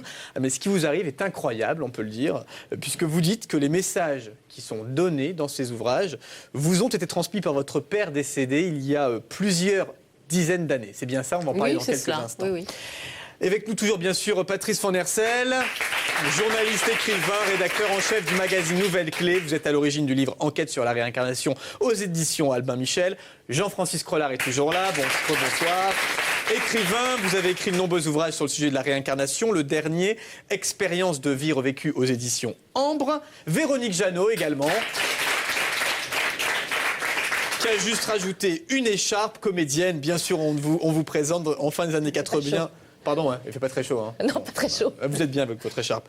Fin des années 80, eh bien, vous êtes intéressé au bouddhisme. Vous êtes bouddhiste aujourd'hui et de fait, vous croyez à la réincarnation. Vous racontez tout ça dans votre livre. Trouvez le chemin aux éditions Michel Lafon. Et enfin, Florent Martin, secrétaire de l'Observatoire zététique à Grenoble. On peut dire un sceptique scientifique qui s'intéresse au sujet du paranormal. Alors, on commence avec vous, Christine André, bien sûr. Vous venez de nous rejoindre, vous avez entendu la première partie de l'émission, on a parlé de pas mal de choses. Oui. On a eu une médium en plateau, Pascal Lafargue. Alors vous avez perdu donc votre père dans un accident de voiture à l'âge de 7 ans. Quelques jours après son décès, vous dites avoir entendu sa voix. Comment ça s'est passé ? Oui, en fait, c'est ce qu'on appelle la clairaudience. Ouais. Je suis médium clairaudiente, donc j'ai la possibilité d'entendre les êtres qui sont passés de l'autre côté, qui sont décédés. Alors, vous dites qu'il vous parle toujours aujourd'hui et il vous parle notamment de la réincarnation. En gros, quels sont les messages que vous dites recevoir et surtout, qu'est-ce que vous avez appris sur la réincarnation ? Alors, on ne peut pas tout poser déjà. Dans un premier temps, certaines questions sont posées et on me répond on ne peut pas te répondre. Et là, s'arrêtera le dialogue, on ne peut pas aller plus loin. Parce qu'ils nous disent qu'on a une conscience qui n'est pas suffisamment ouverte pour peut-être pouvoir tout comprendre. Néanmoins, alors la réincarnation telle qu'ils peuvent m'en parler, ils nous précisent que l'on choisit son cheminement avant de venir, avec un guide, et qu'on choisit les grands événements de sa vie, avec à l'intérieur de ces événements le libre arbitre, et que certaines épreuves qui peuvent nous paraître difficiles une fois qu'on est dans l'état humain, eh bien, il nous explique qu'en fait, quand on les choisit avant de s'incarner, nous n'avons pas la conscience ni du temps, de l'espace-temps qui est sur Terre, ni de la planète Terre qui est essentiellement émotionnelle. Vous parlez de plusieurs choses. Vous parlez par exemple des suicidés. Qu'est-ce que vous dites, vous, par rapport à ça, Christine André, puisque vous avez clairement posé la question. Qu'est-ce qui se passe ? Oui, en fait, par rapport au message que j'ai pu recevoir, on m'a expliqué qu'il n'y a pas de jugement de qui que ce soit de l'autre côté, si ce n'est notre propre jugement, et que par rapport à une personne qui se suicide, elle a plus de difficultés quelquefois à trouver la lumière parce qu'elle ne se pardonne pas d'avoir interrompu son contrat, nous disent-ils, c'est comme un contrat. Elle ne se le pardonne pas, donc elle va mettre un petit peu plus de temps que d'autres, mais elle trouvera la lumière pareil que d'autres. C'est ce que vous dites. Est-ce qu'il y a une chose sur la réincarnation qui n'est pas dite dans le bouddhisme, qui n'est pas dite par les théories actuelles sur la réincarnation, que vous avez pu apprendre par ce que vous dites, ce contact éventuel ? Qu'est-ce que vous avez pu apprendre de nouveau ou comprendre de différent ? Ce que j'ai pu comprendre, c'est justement ce choix de vie avec les différentes épreuves sans conscience du temps et sans conscience de cette planète émotionnelle. Ou ce que j'ai pu apprendre aussi, qui m'a été donné en message, c'est qu'en fait, ici, nous sommes comme dans des jeux de rôle, si on peut dire, sur Terre. C'est-à-dire que, par exemple, cet homme qui a été mon père pendant un laps de temps de 7 ans ne sera pas forcément mon père dans une autre vie. Et il me dit bien, je reste ton père tant que tu es sur Terre, mais le jour où tu passeras de l'autre côté et que tu viendras nous rejoindre, ce lien de parenté-là n'existera plus. Ce sont des Mais ce qui veut dire qu'il n'est pas réincarné, donc d'après ce que vous me dites, s'il vous parle, c'est qu'il n'est pas déjà réincarné. Alors, peut-être à la différence de certaines philosophies où la réincarnation peut se faire peut-être relativement vite, là, d'après ce qu'ils peuvent nous dire, alors encore une fois, ils nous précisent que le temps n'existe pas de l'autre côté, donc il est très difficile d'en faire une comparaison par rapport à la Terre. Mais ils nous disent que bien souvent les êtres ne font une nouvelle expérience sur Terre ou dans d'autres endroits que lorsque les êtres qu'ils ont connus et aimés sur Terre sont venus les rejoindre. Jean-Francis Crollard sur la réincarnation. Deux choses en complément à ce que vous dites. Vous parlez des guides qui nous parlent de notre vie. Et notre contrat de réincarnation, c'est notre thème astrologique. On le remplit pas, mais il est là, on l'a sous les yeux quand on le fait. C'est le premier point. Comment c'est votre thème astrologique ? Moi, je ne comprends pas. C'est-à-dire vous avez un thème astrologique qui vous montre toutes vos virtualités, tout ce que vous pouvez réaliser ou ne pas réaliser à travers, bien sûr, la vie qui est une course d'obstacles. Mais quand est-ce qu'on a ce thème astrologique ? Vous faites faire votre thème astrologique. Et c'est je fais mon thème astrologique. Votre thème astrologique, c'est le contrat de réincarnation que vous avez passé avant de vous incarner. D'accord. On le réussit pas. Oh, mais il y a peut-être quand même, dans ce contrat, il y a peut-être un espace dans lequel on peut transformer les choses. Il y a quand même un espace de liberté. Qu'est-ce que vous pensez de ce qu'on vient de dire, Florent ? Alors, je suis assez surpris d'une chose, c'est que les intervenants que j'ai à ma gauche, à ma droite, exposent avec une certaine assurance des sortes de vérités. Des théories, on peut dire. Des théories, étayées par des cas, quoi. Ces théories ne viennent pas de rien. Souvent, il y a des témoignages, des histoires vécues. Ah oui, elles viennent même du ciel, là, a priori. Voilà. Il y a également des cultures qui datent de milliers d'années, où, par exemple, Il y a certaines cultures dans lesquelles, quand on meurt, on se réincarne tout de suite forcément, dans la minute, quoi. On passe pas une seule journée dans les limbes. Il y a d'autres cultures dans lesquelles on peut rester dans les limbes pendant quelques années. Il y a d'autres cultures dans lesquelles on n'est pas du tout réincarné. Moi, la question que je me pose, c'est, devant toutes ces vérités-là, ou toutes ces théories qui sont proposées, comment est-ce qu'on fait pour savoir laquelle est la bonne ? Voilà. Je pose la question. Et j'ai l'impression qu'on est un peu comme à l'école des fans, où tout le monde a gagné, où à partir du moment où on s'approprie cette vérité, elle devient vraie. Et du coup, je me demande où est cette universalité de la vérité, comment on fait pour savoir qu'est-ce qui est vrai, qu'est-ce qui est faux, et si la vérité appartient à chacun de nous, dans ce cas, tout est vrai tout le temps, quoi. Pourquoi les gens qui se réincarnent, donc nous, pourquoi on ne se souvient de rien ? Parce qu'il vaut mieux parfois, vous comprenez ? Quand une fille se souvient que sa mère est un homme qui l'a violée dans une vie précédente, c'est quand même pas toujours très agréable à gérer. Alors ça d'accord, mais si j'étais un grand chevalier, que j'ai eu 35 maîtresses, je peux m'en souvenir, c'est sympathique, non ? Oui, mais moi dans les régressions, avec moi il y a très peu de cas de régression où les gens vivent dans le bonheur suprême. D'accord. Hein, c'est même parfois terrible, parce que, je vous assure, et parfois ça les libère de maux physiques. Il n'y a pas plus tard que 10 jours, une jeune femme qui a fait Sciences Po et qui travaille dans le cinéma, donc est tout à fait engagée dans la vie, a vécu une vie où elle a été crucifiée sous les cathares. Mais croyez-moi que c'est dur à gérer quand vous êtes la personne qui est là. Un jour, j'ai une princesse cambodgienne qui a revécu le massacre de ses parents par les Khmers rouges. C'est-à-dire qu'elle se jette dans votre canapé, elle le vit concrètement, elle bouge. Pas du tout. Moi, je se jette dans mes bras avec la console. Bravo. Non, je sais pas, vous me dites qu'elle revit ça. On va voir que les gens, effectivement, je le disais, qui croient à la réincarnation, eh bien, ne se souviennent pas de leur vie antérieure. Il y aurait pourtant certains enfants qui diraient le contraire. On a vu le cas de Shanti Devi. Eh bien, c'est le cas d'un jeune Américain également qu'on appelle James Leininger. Voyez ces images.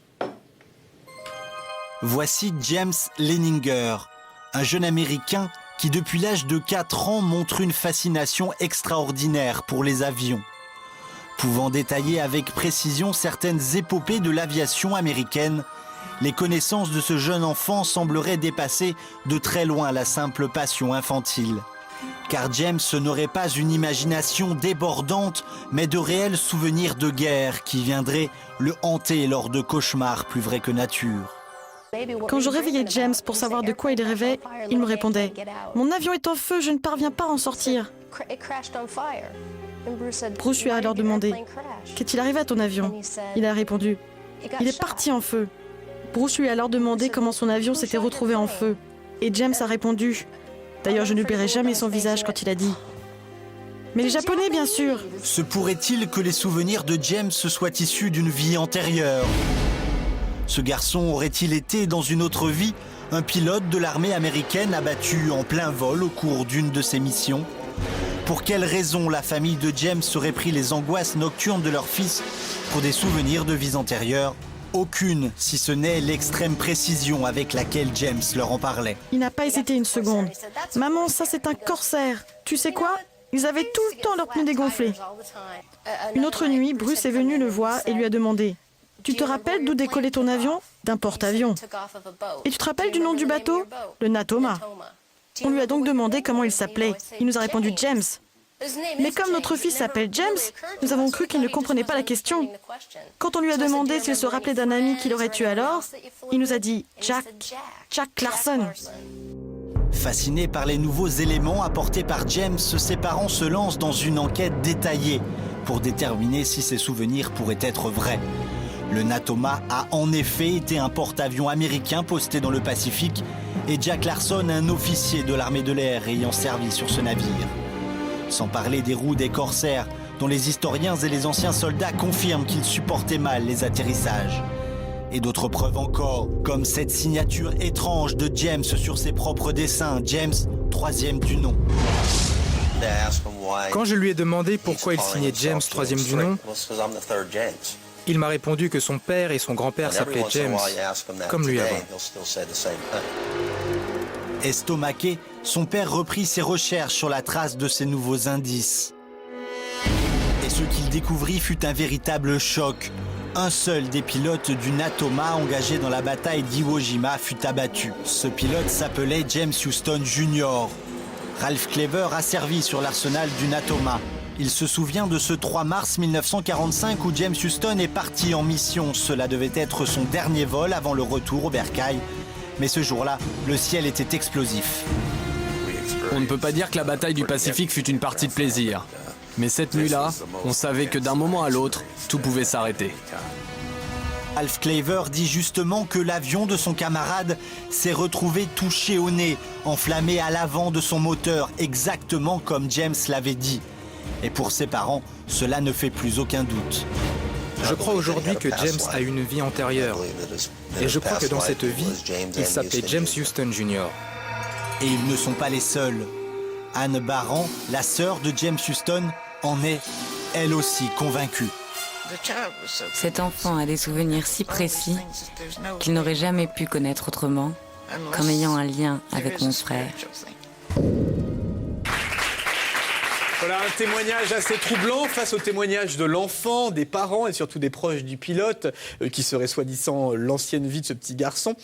Florent Martin, est-ce que vous connaissez ce cas? Vous l'avez étudié, beaucoup d'éléments qui sont a priori avérés dans ce reportage. Qu'est-ce que vous en pensez, le zététicien que vous êtes? Du peu que j'ai regardé en faisant des recherches sur Internet, il y a un élément qui est intéressant qui ne figure pas dans ce reportage en fait, et qui figure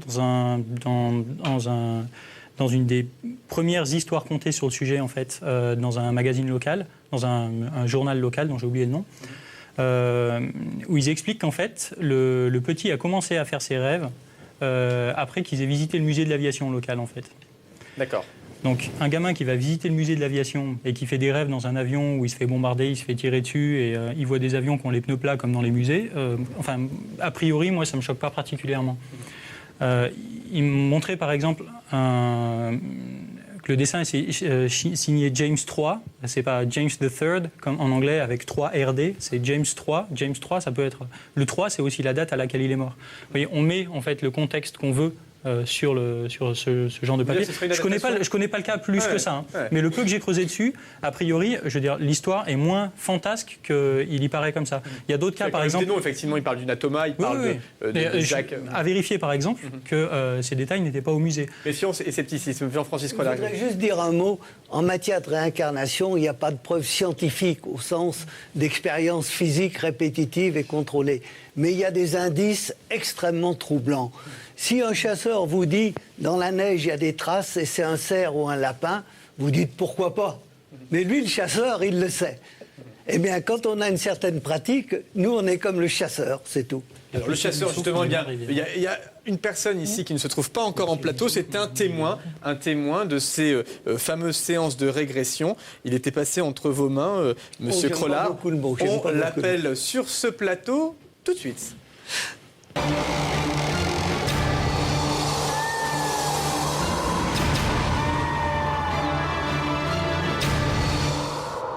Nicolas Lukic, bonsoir.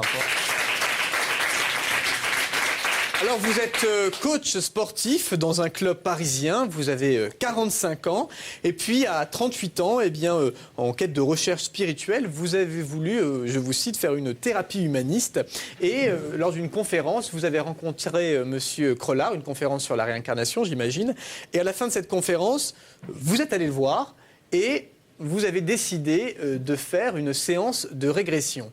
Pour quelle raison ? En fait, j'avais des petits problèmes, on va dire, d'ordre mental au niveau relationnel, professionnel.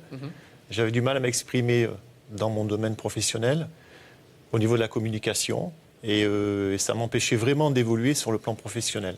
Donc je me suis dit que, bon, il y avait aussi cette sensation que cette thérapie pouvait m'apporter quelque chose sur un plan aussi spirituel au niveau de mon développement personnel. Vous aviez fait une psychanalyse avant ? Voilà, j'avais essayé une psychanalyse. Vous avez essayé ? Qui n'avait pas duré longtemps.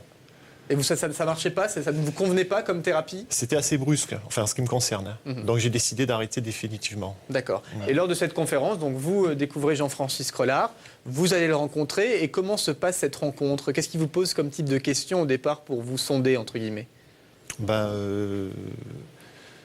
Bien, tout d'abord, il me demande un petit peu ce que je fais comme travail, quelles sont mes motivations pour faire cette régression, qu'est-ce que je recherche par rapport à cette régression et ce que je vais en retirer personnellement par la suite, quoi. Donc à 38 ans, donc première régression. Expliquez-nous ce qui s'est passé. Personnellement, j'y crois. Alors on est dans un état de semi-hypnose. D'accord. Ça, je tiens à le dire. C'est-à-dire que quand vous voulez, vous pouvez vous réveiller, ouvrir les yeux et tout arrêter. Expansion de conscience. Expansion de conscience. Et, le professeur Veil. Ouais. Voilà, donc à ce niveau-là, c'est quand même assez important. Il faut le savoir. Ensuite, donc il y a une préparation. Je vous passe la méthode, etc. Et ensuite, vous visionnez intérieurement une scène, à proprement parler, qui vous conduit vers des situations de scènes différentes qui vont assez vite, en fait. Et c'est très clair, c'est-à-dire vous voyez ça, on le disait tout à l'heure, comme dans un film, on peut dire ça ? Oui, mais un film, si vous voulez, qui coupe les séquences. C'est-à-dire vous passez d'une séquence très courte à une autre séquence très courte, beaucoup plus loin. Par contre, vous pouvez avoir des précisions assez importantes au niveau vestimentaire, au niveau endroit, etc., chiffres, adresses et tout.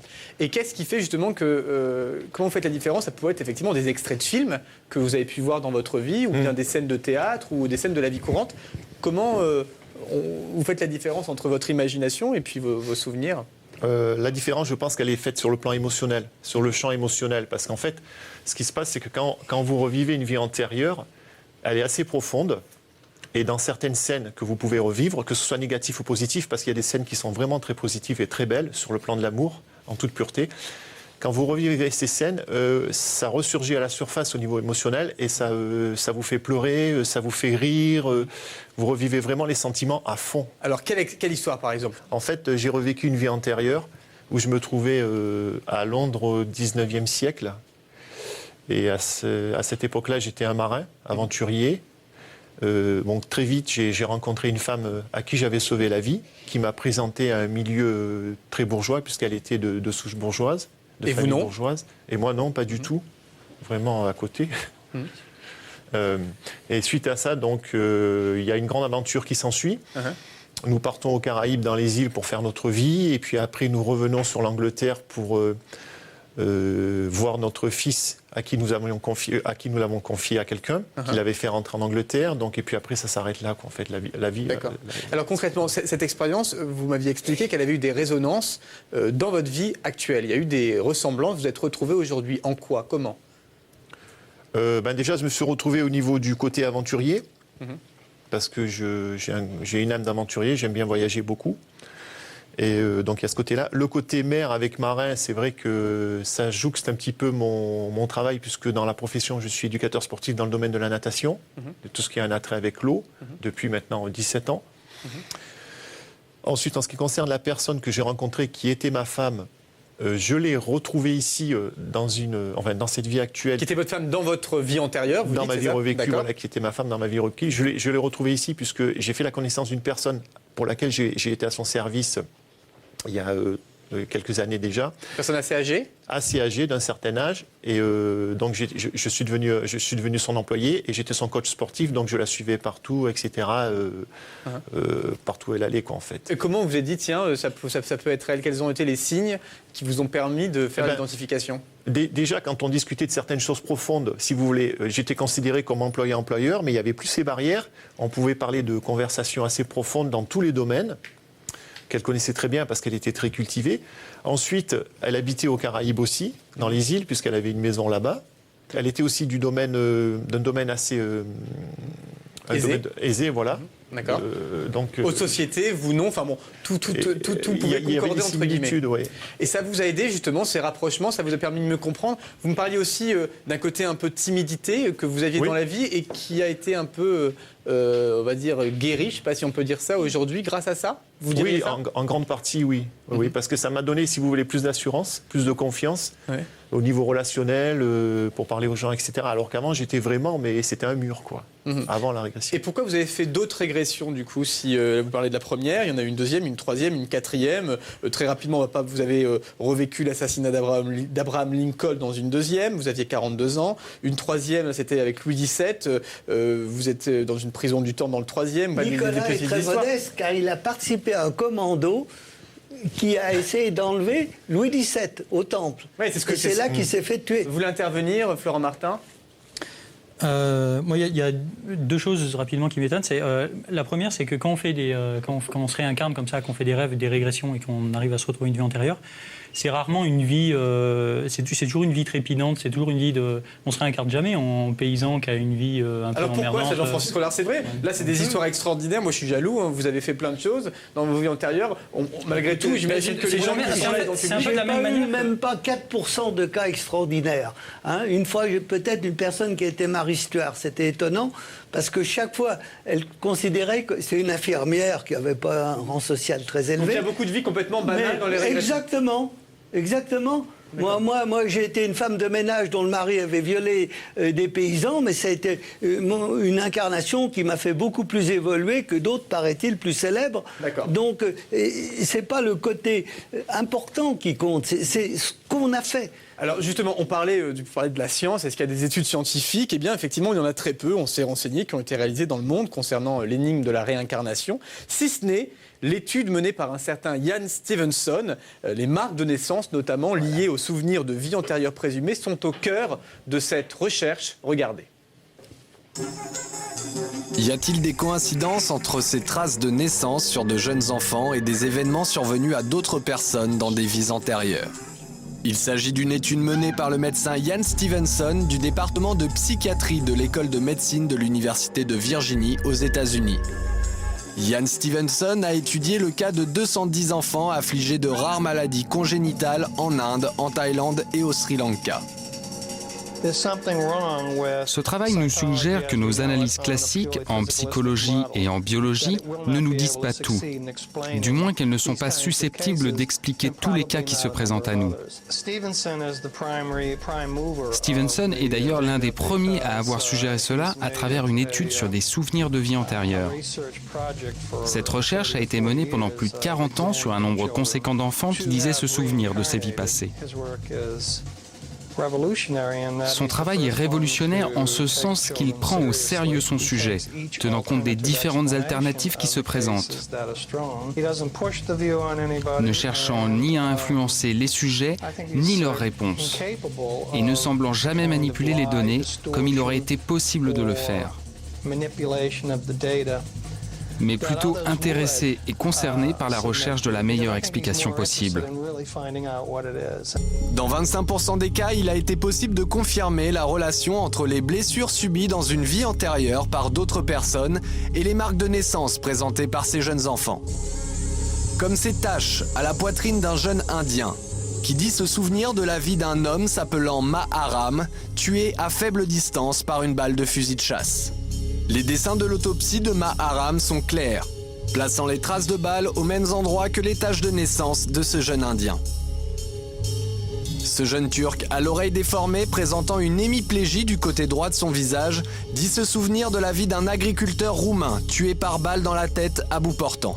Les dossiers de l'hôpital où cet agriculteur a été accueilli après un accident de chasse confirmeraient les souvenirs de l'enfant. Ou encore l'anomalie congénitale à la main droite de ce jeune Indien qui proviendrait de la vie antérieure d'un jeune enfant ayant perdu ses doigts dans un hachoir agricole. En plus de cette malformation, ce jeune Indien aurait reconnu, sans même ne les avoir jamais vus auparavant, la famille de cet enfant dont il est l'incarnation dans cette autre vie.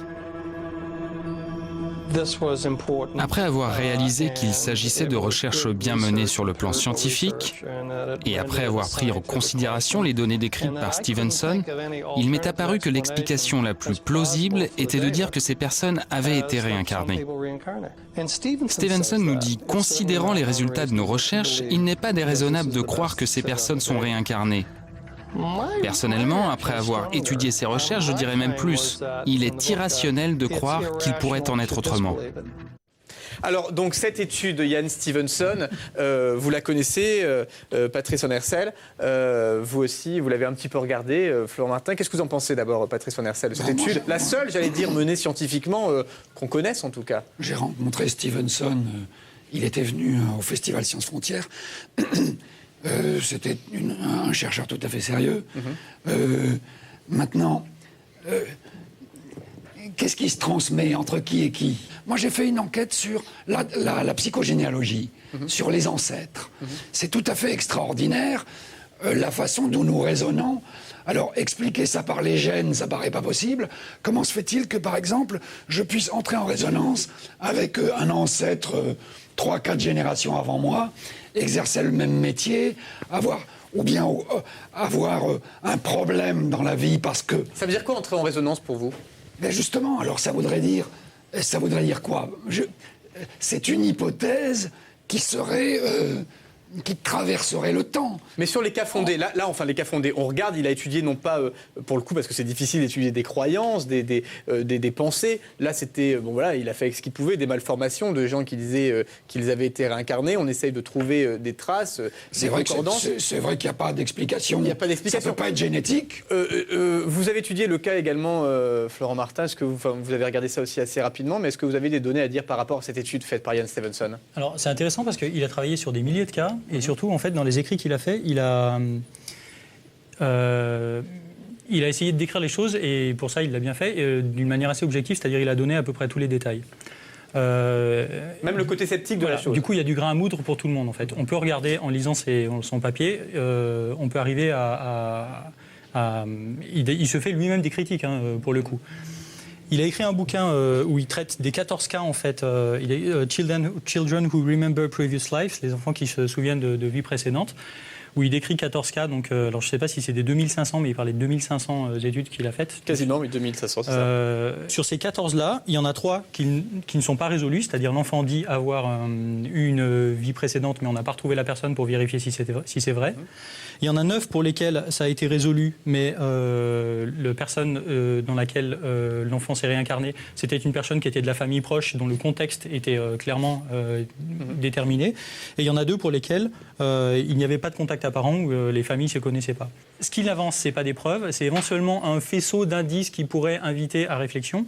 C'est-à-dire la personne qui a le plus travaillé sur le sujet, qui fait vraiment office d'expert sur le truc, est elle-même réservée sur les conclusions qui sont à tirer sur cette expérience. D'accord, Jean-Francis Rollard, d'ailleurs, une chose qu'on peut rejoindre, vous dites justement, il vient de dire, souvent, il y a des cas qui sont proches de la famille. Et dans votre livre, on voit souvent que les gens se réincarnent dans la même famille. Ça arrive, quand ils ont des comptes à régler. La plupart du temps, on a l'impression. Par exemple, on dit que des jumeaux, c'est des gens qui ont vécu un grand amour interrompu. Et ils le continuent dans leur enfance. Tout a un sens. Il y a une intelligence cosmique. Si vous prenez un jour de notre vie, il n'a aucun sens. Si on ne le rattache pas au passé, eh bien une vie, si on ne la rattache pas aux autres, elle paraît absurde. Les preuves sont très compliquées à fournir, à part des études comme, à la limite, on a pu voir celle de Stevenson. On va voir quelques images, et puis on en parle juste après, c'est très court, regardez.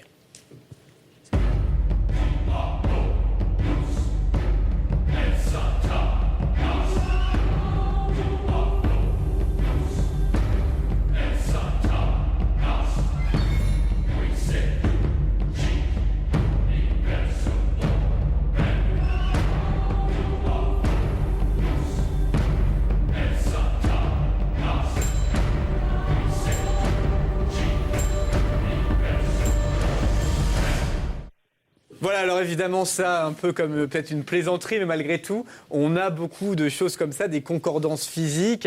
Alors, réaction, par exemple, j'ai envie de dire, Jean-Francis Rollard, comme vous voyez ça, vous adhérez? Je veux simplement dire qu'on peut dire tout ça, c'est pas possible et tout, mais nous, on donne des explications. On les croit pas, on les prend. Mais monsieur le zététicien, qu'est-ce qu'il nous propose à la place? À la place de quoi? C'est toute la question. Nous, on lui donne des faits, des choses, et il nous dit non, non, non, non. Mais alors, où est son oui? Pas trop non, il est quand même ouvert. C'est un gentil zététicien. J'ai vu pire. En zététicien, j'ai vu pire. Il est charmant, raisonné. Il est adorable, il est charmant pour un zététicien.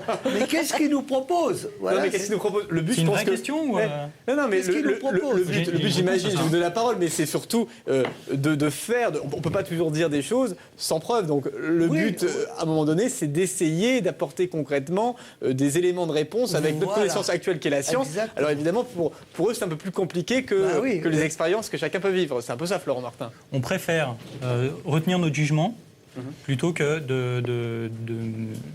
de faire des déclarations arbitraires. C'est-à-dire quand je ne sais pas, moi, et pour le coup, vraiment, on ne sait pas pour la réincarnation, enfin, les plus grands experts qui ont essayé de faire des études rigoureuses sont aussi réservés sur leurs conclusions. Quand on ne sait pas, on préfère dire « je ne sais pas » plutôt que d'avancer des explications arbitraires pour lesquelles on ne peut rien attester. En l'occurrence, quand j'écoute en fait les différents intervenants de l'émission ici, on pourrait vous mettre dans une salle et puis causer de la réincarnation. Tout ce que vous avez à apporter, ce sont des explications arbitraires auxquelles on choisit de croire ou de ne pas croire. Et c'est très bien, à partir du moment où on reste dans le domaine de la croyance. D'accord ? Vous pouvez dire je crois pas, il n'y a juste aucun problème là-dessus. Là où on peut commencer à discuter, c'est quand vous venez en essayant d'étayer ça et d'ancrer ça dans la réalité en disant c'est pas une affaire de croyance, c'est une affaire de faits, regardez ces faits et vous essayez. Et là, pour le coup, si vous venez avec des preuves, ces preuves, on peut les examiner, les regarder pour le coup, je pense que tout le monde a été assez sujet. honnête là-dessus. On entend Christine André qui dit voilà, moi, ce que je pense. Enfin, bon, ce sont des choses, une espèce de mais Nicolas, il l'a vécu, lui. Voilà. C'est pas une croyance. Voilà, donc, mais quand j'ai des rêves, je me dis c'est un rêve. Je me dis, voilà. Je l'ancre pas forcément dans la réalité. C'est une réalité. Oui, je nie pas. Mais quand je rêve que. En tout cas, ce qu'on peut dire, c'est que pour le cas de Nicolas, si c'est quel que soit, si c'est un rêve ou une ancienne vie, peu importe, on peut dire que ça vous a aidé, en tout cas aujourd'hui. Donc après, le résultat est là. Maintenant, qu'est-ce que c'était ? C'est la grande question. Des sceptiques, il y en a beaucoup. Et on termine justement avec ça, puisque nous avons voulu tenter une expérience et nous avons demandé à une jeune femme qu'on appellera Julie, plutôt sceptique, même très sceptique sur le sujet, d'aller faire une séance de régression.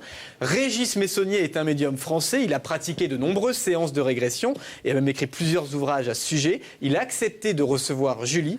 Je ne vous en dis pas plus pour l'instant. Regardez. Régis Messonnier est médium.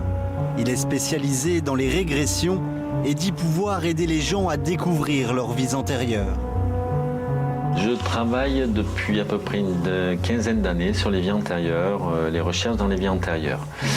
Ma maman, c'est elle qui m'a initié à faire les recherches dans les vies antérieures, en mettant les gens sous une forme de relaxation profonde, une sorte de semi-hypnose, donc où la personne est consciente en même temps. Nous avons voulu suivre une de ces séances dites de Rebirth. Julie est cadre dans une entreprise industrielle et a accepté de se prêter à l'expérience. Pour la première fois, elle va vivre une séance de régression. J'ai toujours eu des doutes sur la réincarnation parce qu'il paraîtrait, je ne connais pas la hiérarchie entre l'homme et l'animal. Par exemple, je vais partir bêtement du principe que l'animal est en dessous de l'homme dans la progression supposée de la réincarnation. Et comme il faut être bon pour progresser, je me dis si j'ai fui un ver de terre, comment être un bon ver de terre pour progresser. À partir de là, on a une logique qui fait que j'ai un peu de doute. Je suis un peu sceptique sur tout cela, moi. Donc je ne suis pas une cliente facile. Le lieu de rendez-vous est fixé dans un hôtel parisien. Régis Messonnier et Julie ne se sont jamais rencontrés auparavant. C'est dans une pièce propice à la relaxation que la séance va se dérouler. Après lui avoir donné une pierre dans chaque main et lui avoir bandé les yeux, le médium commence par focaliser l'attention de Julie sur ses chakras. Du premier, le chakra de base qui se trouve entre l'anus et le sexe, vous me dites simplement la couleur qui vous vient là à l'esprit. Bleu. Très bien, on va imaginer ce point énergétique rouge. Au dernier. Et le coronal au-dessus de la tête, sur le crâne, pareil, la couleur qui vous vient là à l'esprit. Toujours blanc. D'accord, alors celle-là on peut l'imaginer ou sinon violette, une belle couleur violette. Ensuite, la séance de régression débute. Régis fait remonter petit à petit les souvenirs de la vie de Julie, en commençant au matin même de la séance. Maintenant, vous allez vous voir ce matin. Vous vous levez comme une caméra qui vous regarde. Voilà, ça y est, ce matin, vous vous levez. Oui. Ça y est, comment vous vous sentez là? Sereine, un petit peu anxieuse? Voilà, au moment de... Sereine. Sereine, très bien. Pour arriver au jour de sa naissance. Maintenant, nous allons remonter juste à la naissance. Vous êtes dans le ventre de votre maman et au moment de cette naissance. Voilà, au moment de sortir du ventre de votre maman. Ça bloque. Où ça? Au niveau de la tête, des épaules? Au niveau de la tête. D'accord. Ça y est, on y est? On est dehors? Oh, oui. Ça y est, on sort. Ça y est? Voilà. Très bien. Arrive enfin le moment où le médium invite Julie à parler de ses vies antérieures. On va aller voir une autre vie, toujours sur Terre, en tant qu'être humain, une autre vie que vous avez vécue avant la vie d'aujourd'hui, avant toujours cette vie d'aujourd'hui. Voilà, l'endroit, le lieu. Vous êtes où là? Je suis à New York. Oui. Je suis un personnage mafieux, quelque chose de criminel. Ah, un peu dur. Il est armé, il cherche un enfant. J'ai l'impression, un enfant.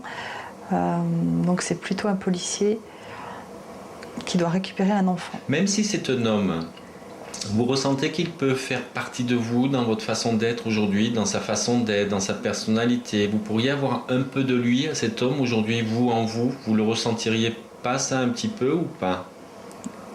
Si, pourquoi pas. Si, au sens où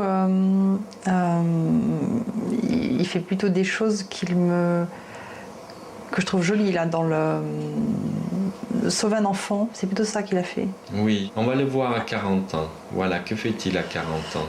Il boit. Ah, comme s'il est malheureux? Oui, il boit. Il y a quelque chose qui s'est passé. Il boit, il est marié. Il n'est pas bien. Hein. Il est triste? Non, il n'est pas bien du tout. Pourquoi? Sentimental, oui, il a perdu un enfant, justement. Ah. Je crois qu'il a perdu quelque chose de très précieux, donc il n'y a plus grand-chose à faire, là. Très bien. On va le libérer. Voilà, on le libère bien. Ça y est. Ah oui. Voilà. Et vous allez respirer profondément 3 fois. Voilà, vous respirez bien 3 fois profondément.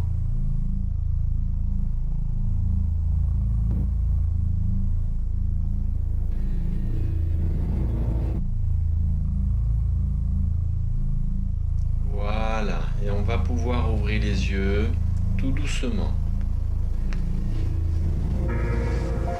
La séance aura duré plus de 40 minutes et Julie aura parlé de 4 vies différentes. Comprendre ces vies antérieures, c'est déjà, je dirais entre parenthèses, peu importe de ce que nous étions dans nos vies passées, c'est que ce que nous sommes aujourd'hui et ce que nous deviendrons.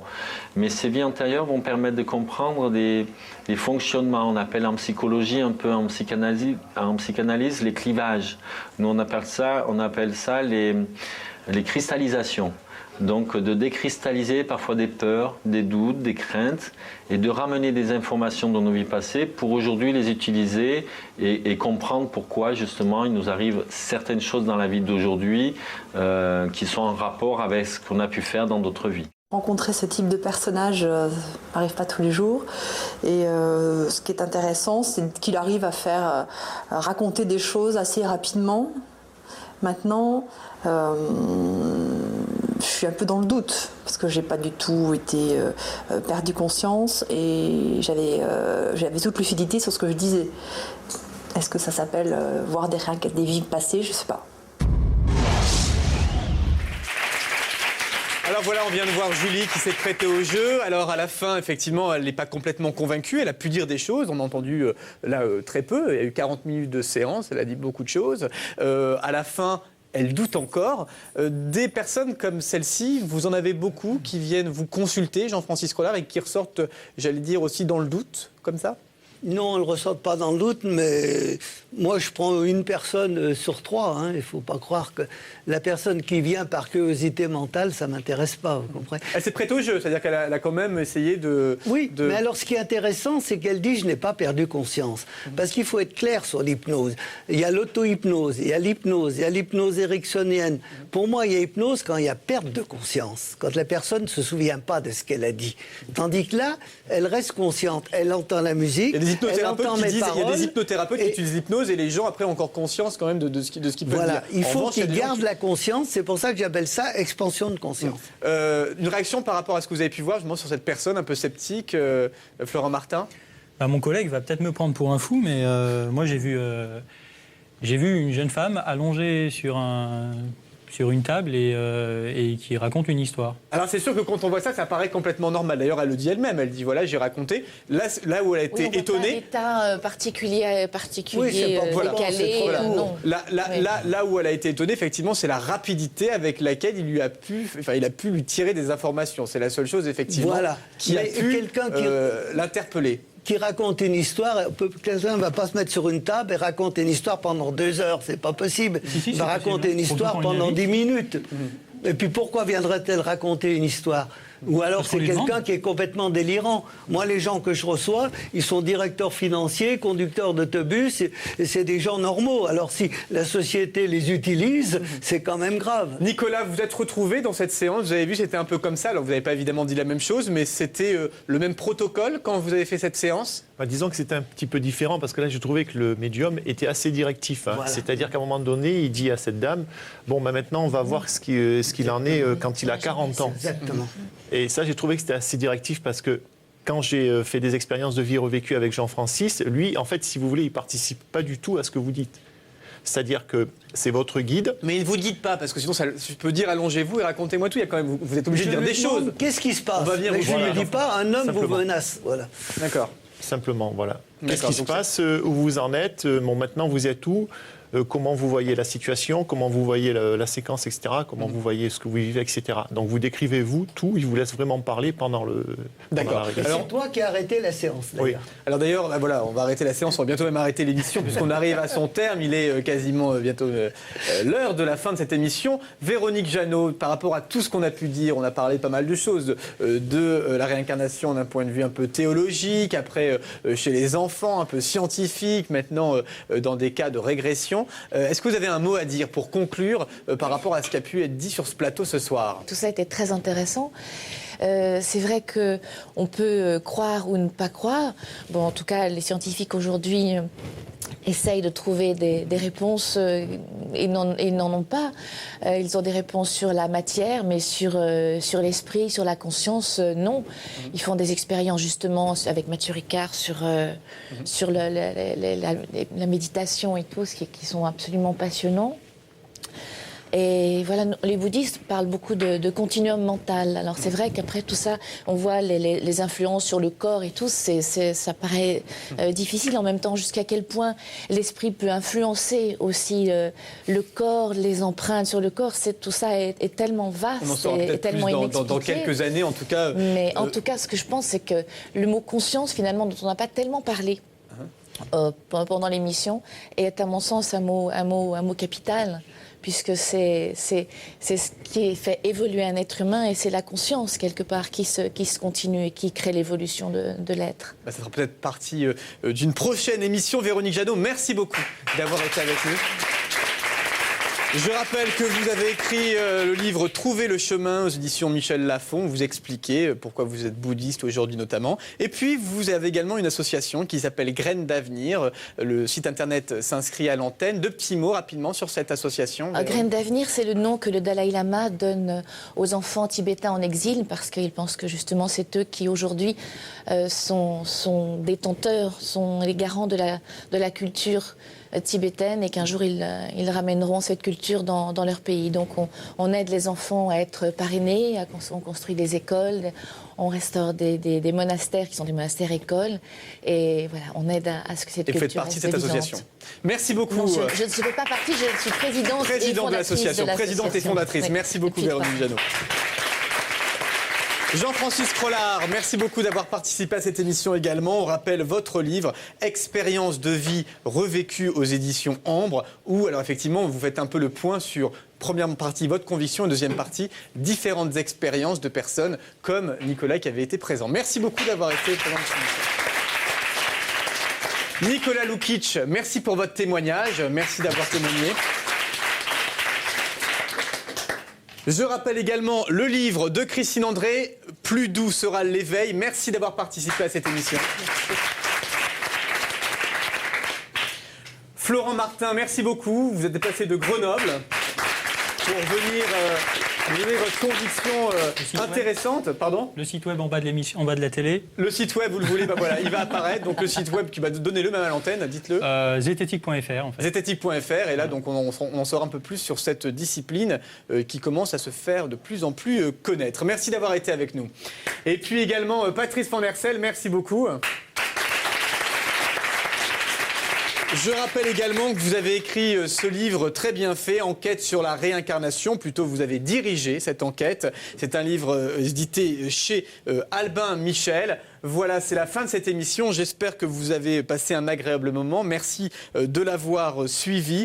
Je vous rappelle également, chers téléspectateurs, chères téléspectatrices, vos expériences et vos témoignages nous sont précieux. Donc si vous avez vécu ou si vous vivez encore des expériences extraordinaires, dites aussi paranormales, eh bien vous pouvez nous contacter à l'adresse qui s'affiche sur votre écran, lagrandesoirée@direct8.net, notamment si vous avez des expériences à nous confier autour de la mort, qui sera le prochain sujet de l'émission. Appelez-nous. Et également, si vous êtes surdoué ou si vous connaissez des génies, si vous avez des expériences à nous confier, vous pouvez nous contacter également. Voilà, merci beaucoup pour avoir suivi cette émission. On se retrouve très prochainement. Au revoir à tous, bonsoir.